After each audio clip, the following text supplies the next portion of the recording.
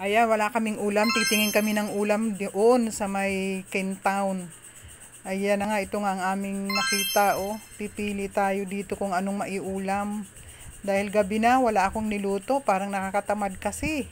O ito nga, oh, may ihaw-ihaw dito. Dito kami bumili ng anak ko. Ayan, bumili ako ng tuhog-tuhog at ihaw-ihaw. Ayan na.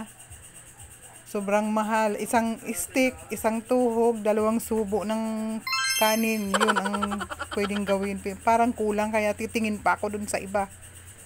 O ayan na nga. Dito kami napunta sa ano ba itong mayroon dito. Ay dito pala. Ito na lang. Ito na lang ulamin namin. Dagdag ulam namin. Yan. Lechong manok. Ayan na nga si Manong oh. Umorder ako ng isa. Pinachop ko na. Yan kakain na. Nagugutom na ako. Yan. Ang kinalabasan ng aming ulam. Dumobli ang gastos na. Siyempre, pauwi na. Gabi na eh.